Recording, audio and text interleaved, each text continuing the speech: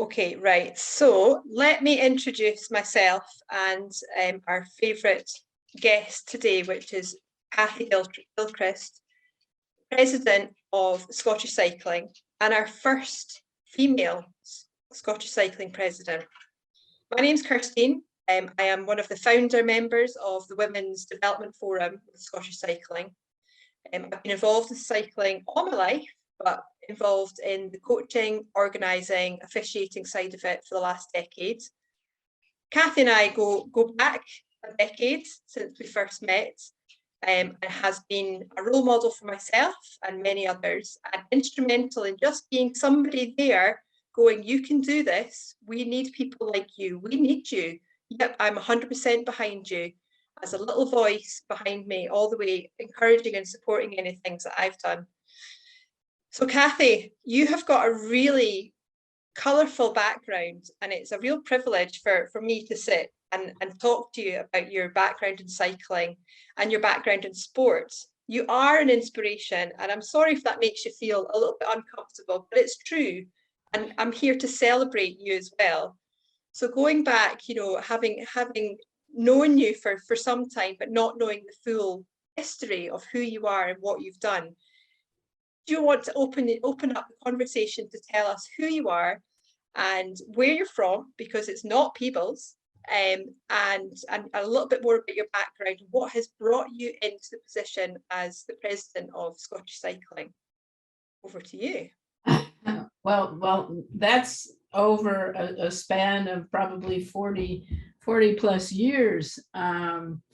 To start with, as I was saying earlier, I was a competitive cyclist myself during a time when there weren't very many women's races. There was no prize list at all. There wasn't even such a thing as professional women.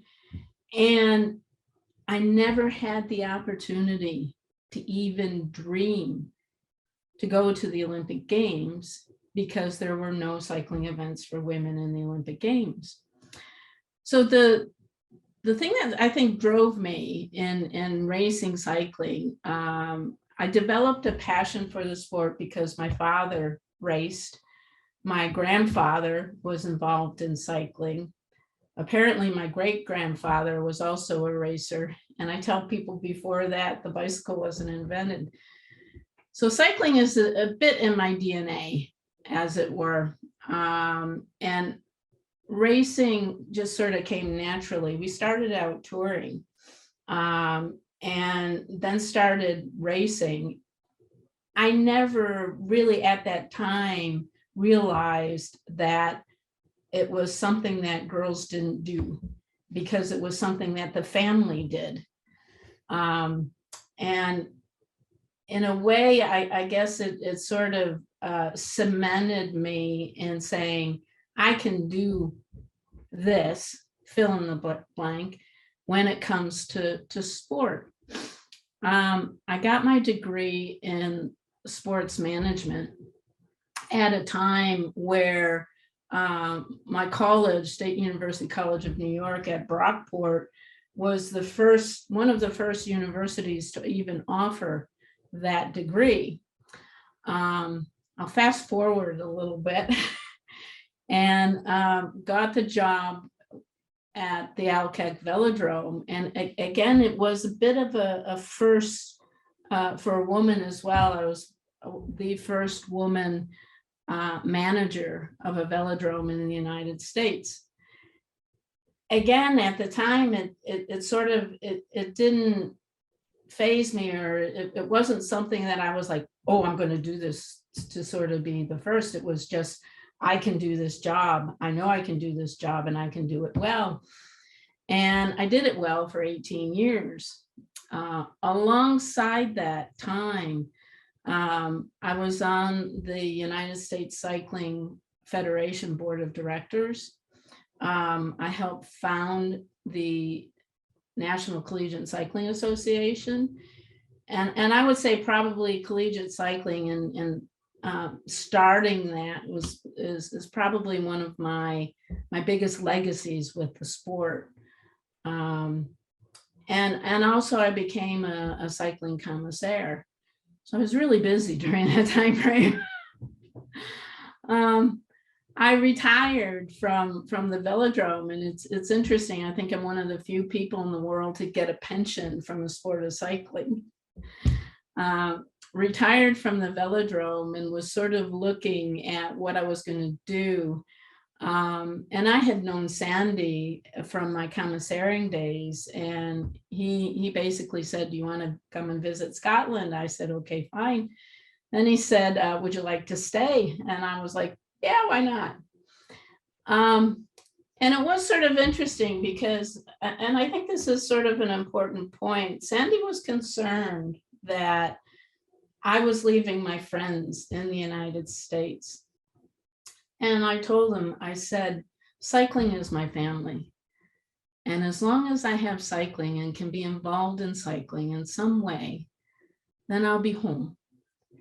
And, you know, I think that has helped a lot. And I think people find that when they get involved in a sport, doesn't have to be cycling, tennis, swimming, running, there is that family aspect.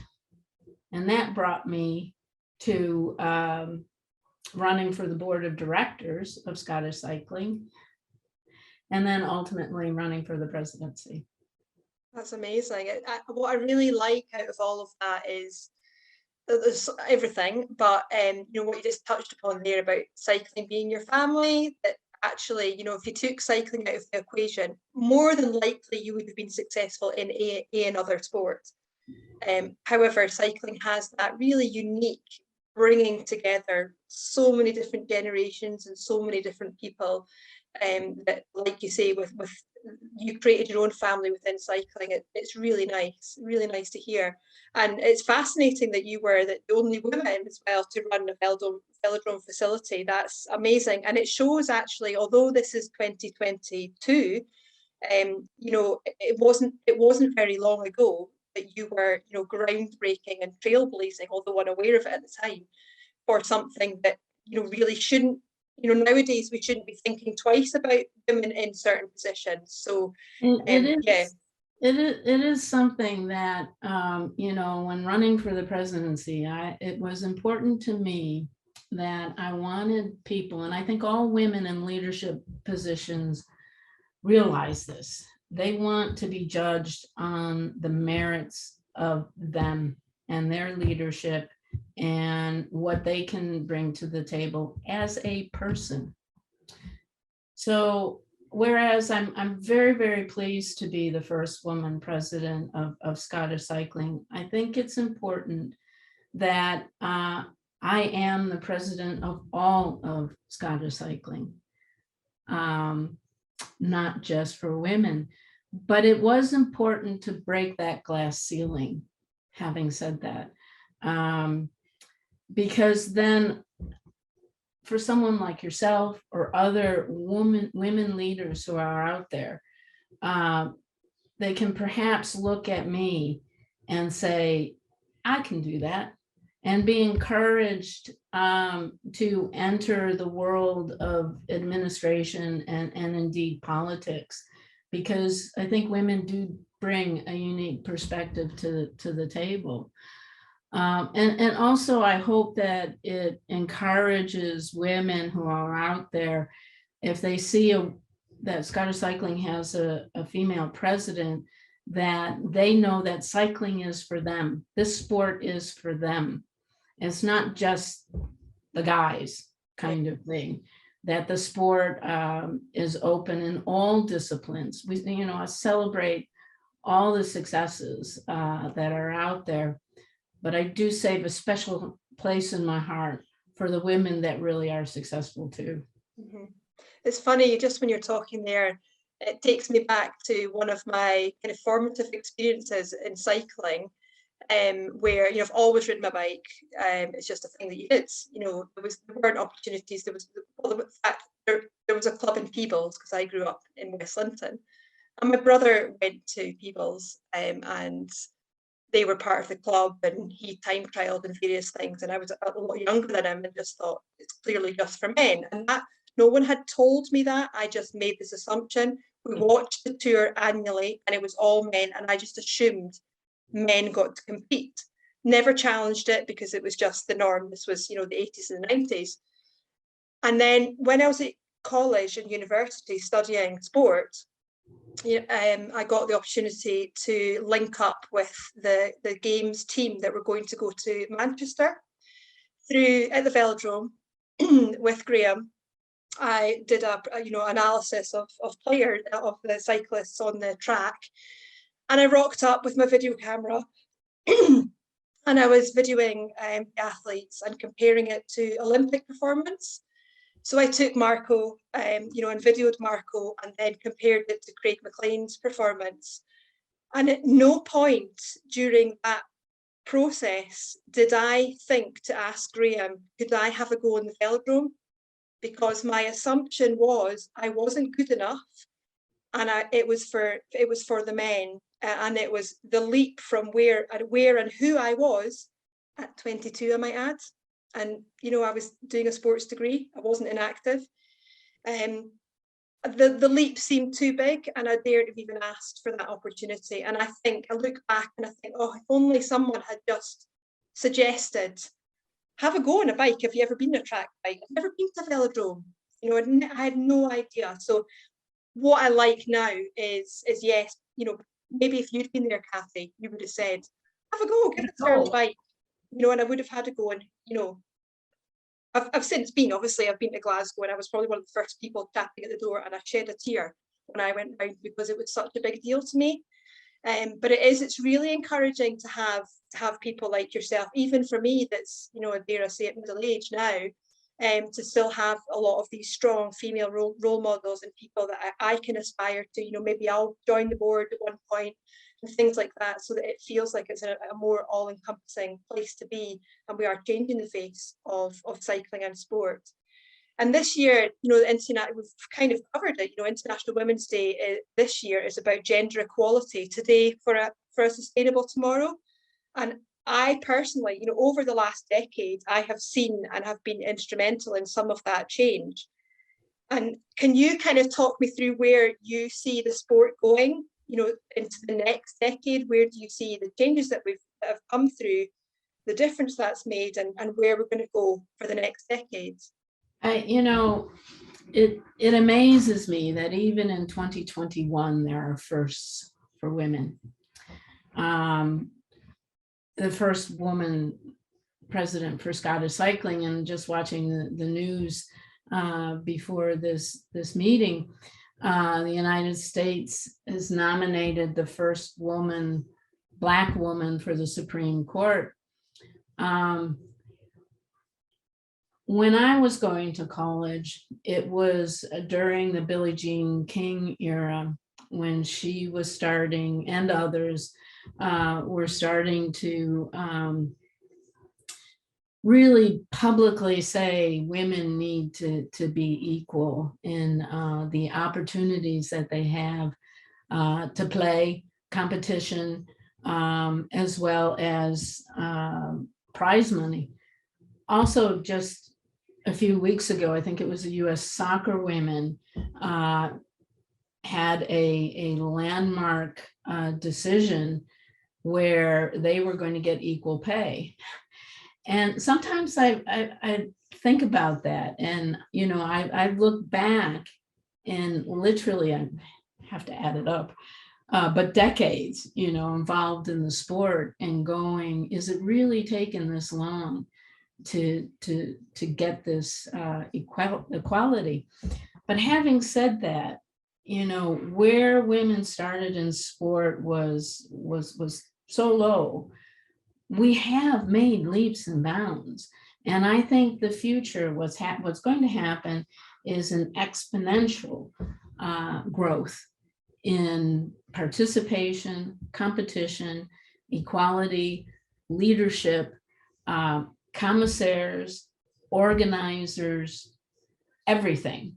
And it really is going to be a positive thing for sport, because you're taking 50% of the population and bringing it into the mix. And it's just going to make sport better, cycling better, swimming better, athletics better, no matter what. because you've got more people who are passionate about what they're doing and passionate about the sport. I think that's the thing that's really key for me. And one of the things that really kept me going, and believe me, there were some pretty dire days, is ultimately I just have a passion, for the sport. I can remember vividly sitting in my apartment and being really frustrated because I was just starting out. And I said to my friend, all I want to do is make a difference. I want to make a difference in the sport of cycling. How do I do that?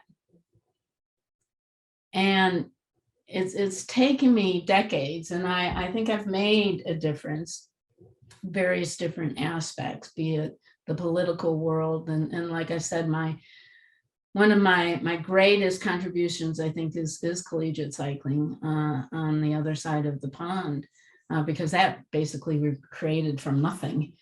And the people who do participate in collegiate cycling, I call them my kids.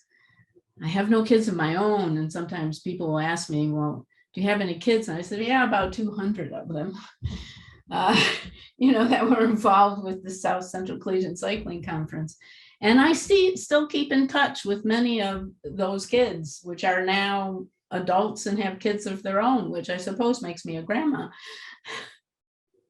Oh, that's brilliant. That's so nice to have those connections. And that's to me, like things like that, stories like that, it's why you remain involved, because it's more than just a sport. It's your life, it's everything. It's sort of like, the opportunities that I got, and one of your questions was about the Olympic Games. And I did work the Atlanta Games in '96. A woman who was my mentor, one of my mentors as a commissaire, she got the job to run the cycling events. And so she brought me in as infield manager for the velodrome events. And that really opened up a lot of doors for me. It gave me some experience so that when 2012 came calling, I got offered a position there.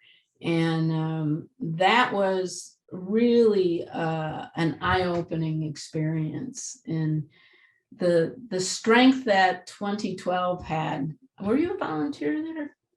Not in London, no. Okay. I just did the local. Well, I did Manchester, but then locally, Commonwealth and Europeans up here. It's I was up there, and I was working the road. I was team liaison for the road and for the mountain biking. And the thing of it is that, and when we're talking about cycling as a family, I got to know all of these coaches and mechanics. You get to know them. It doesn't really matter what color t-shirt they are. You know these people, so you have that connection. And when there was something that you needed to do to help, it wasn't, you weren't so much helping someone from France or from Australia or whatever. You were helping your friend. But the one thing that I really got in 2012 was the training that they did. My training in Atlanta was, here's a book, read it. Okay, that was basically it. Mm-hmm. For 2012, it was training. We got trained how to use a radio. We got trained how to train. We got trained how to do first aid. We got trained on specific venues. We got trained on the specific event. It got to the point where I was like, Jesus Christ, I was like, we're just really all of this training. And it was Simon Lewiston that basically said, yes, we don't have an opportunity for a second chance, because on the day we have to be perfect. Yep. The whole world's watching. And we were. Seriously, we were. I'm so proud. Yes, there were, some interesting not hiccups, but some interesting things that happened. I'll have to tell you in another day. But it all came together, and it was a very successful game. I didn't have an opportunity to watch any of the competition, but nonetheless. So when Rio came, and I went to Rio, the passion of the people was very evident. They were so proud that the Olympics were in their country and in their city. But in a lot of sense, they weren't prepared. and that caused a lot of frustration. And it was only because I had the experience in the other two Olympics that really I was able to contribute to making the track side of things successsul as it was.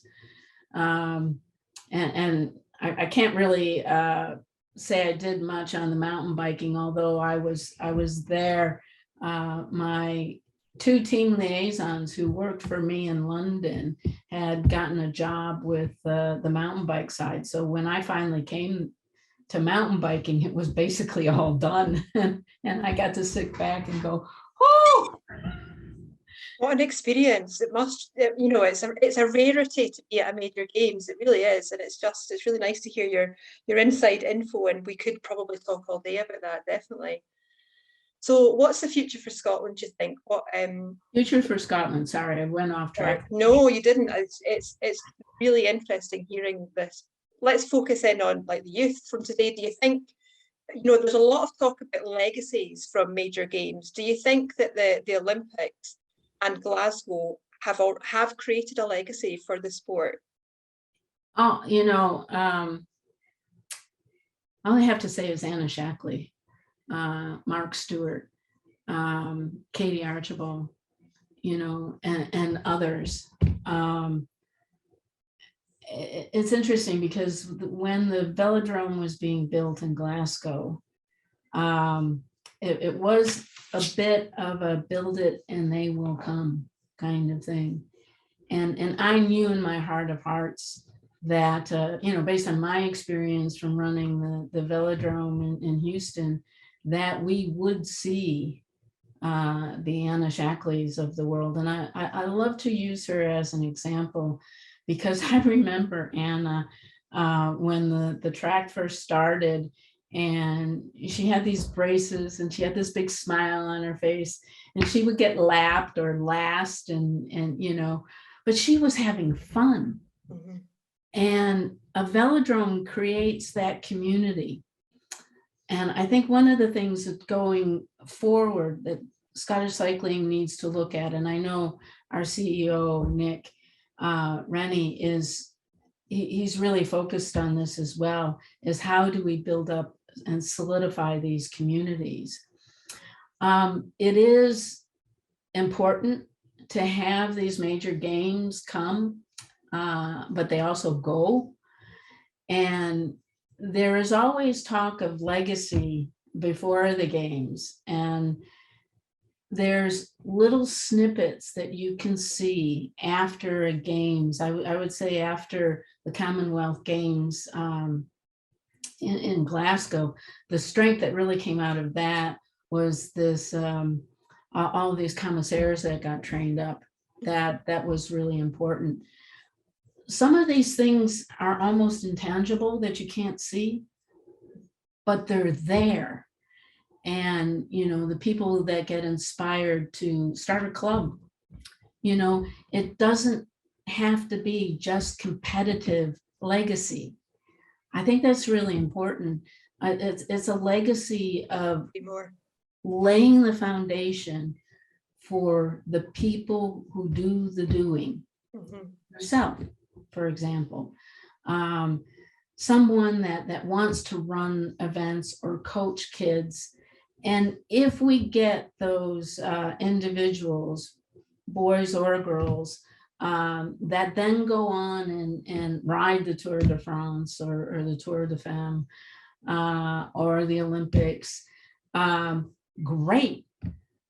But it's also as important, to me anyway, to be able to install the love of the sport for my neighbor going down the cycle path, and go, you know what, I can ride from Peebles to Interleithen, and that's, I did that, you know. I think that's as important as well. Yeah, in fact, potentially more so, because you can touch more people's lives. You know, it's broader. It is, I mean, obviously it's a sport and the medals are essential and it's fantastic where Scotland is now versus when I was young, you know, and I'm not that old. But it is a different place, completely different place. It's professional, it's respected, there's a path, there's, you know, we're working on in terms of the pay gap. Is at least it's a hot topic, at least people are talking about it and they're aware of it. But Don't get me definitely, wrong. I'm one of the first person in front of the television screaming my absolute lungs out, which I did when Mark Stewart won the points race at Gold Coast. I'm sure he could have heard me all the way there. You know, it was just absolutely fabulous. And I will continue to celebrate the successes of our kids. You know, my Scottish kids, as it were. I do think that's important because that's who we are. We're competitive, I think competitive. it's brought a lot of national pride as well. You know, that sense of belonging and that people are achieving it. We can see generations coming through. We can see kids coming through the club network, which is far more supported, and there's far more, you know, clubs for children and young people than there ever were. It's phenomenal. But beyond the club, you know, side where you're involved in the weekly training sessions and you're linking into the events, you know, the local, the national events.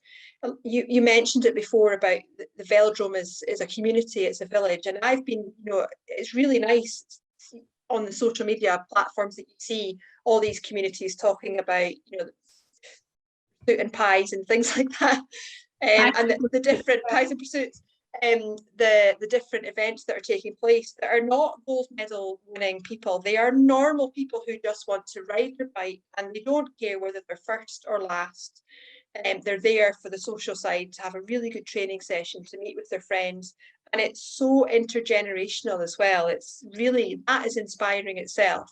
And whether, whilst, you know, for me, it's not easy to get to the velodrome every week, but for some people it is, so great, crack on. But there's cycling is something that you literally can do from your own doorstep in most places, and the social connections that you can make, you know, to go out, whether you're on an e-bike or, you know, a time trial bike, it really doesn't matter.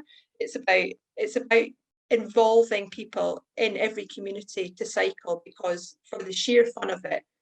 And, you know, if nothing else, you know, during lockdown, if there's a benefit to be taken away, the two most popular sports were, you know, initially it was cycling and walking, because they were two things you were allowed to do.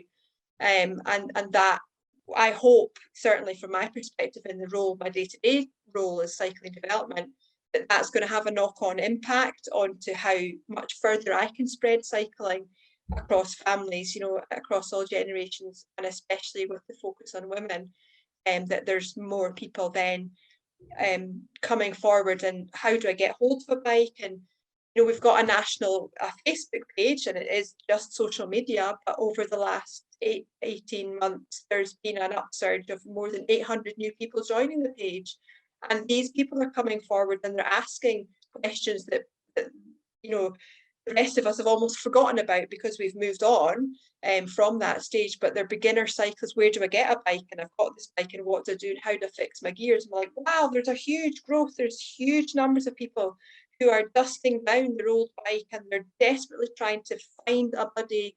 They're looking for a club. They're looking for a little session to get them started, you know, to join Breeze or any other community groups. I mean, the surge, I hope, is going to continue. And it just shows the breadth of the sport and the potential that we've got to get into every household, you know, in Scotland, and make cycling a major feature. And especially, you know, from my perspective, the women's side, it's so incredibly encouraging to have you there as president, Kathy. It really is. You know, it does make a difference. And hearing your background and your expertise coming through and your genuine love of what you're doing, and that your reasoning behind that is motivating you to help, push, the governing body of cycling towards a future that, if we are talking about International Women's Day, that we are striving for the gender equality, that we are looking for events that are fair and equal, events. Do you remember Crit on the Campus back a few years? Yeah, do you remember that?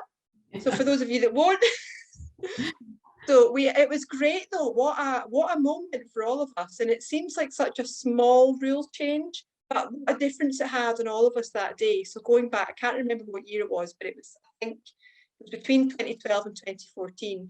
And we'd had a huge drive to get more women involved. And it was the first time there had been so many women at the start line for a crit. And there'd been half a dozen coaches across Scotland that had female coaches. Diana, who's on the board, she was involved as well. And we'd gone off and done some really specific coaching workshops. And we had a real good driving force behind us. And we brought all these women together and encouraged them all to participate in this crit on the campus at Stirling University. And what we didn't realise on the day was that we would be faced with, who we now know is an Olympic champion. So we're all looking at Katie, knowing that she was super fast, going, well, if Katie's involved in this, and obviously we mean, Katie Archibald, then where do we go? Because we're going to get kicked out the back very quickly. We're going to be out after a lap.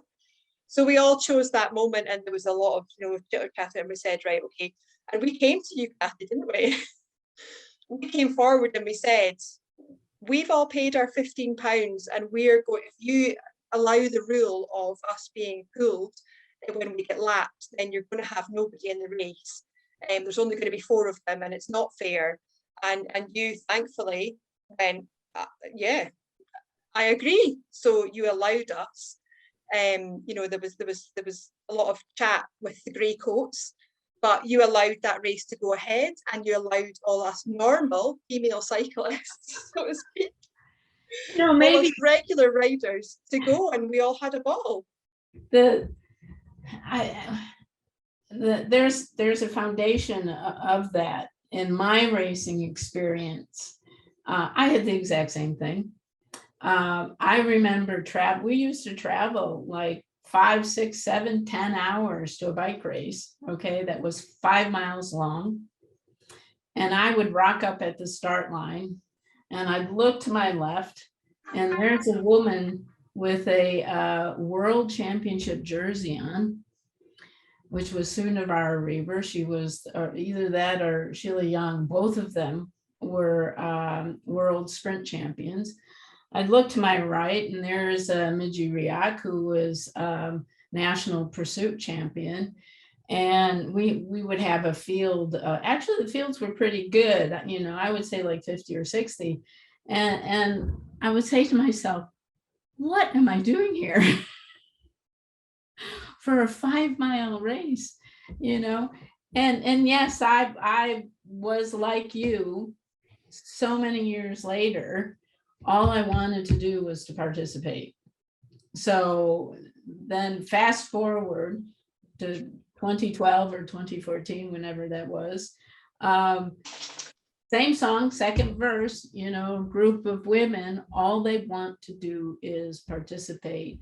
And the idea, I think, is to find opportunities for women to be able to participate, to be competitive, to be coaches, to be commissaires, to be leaders in the sport.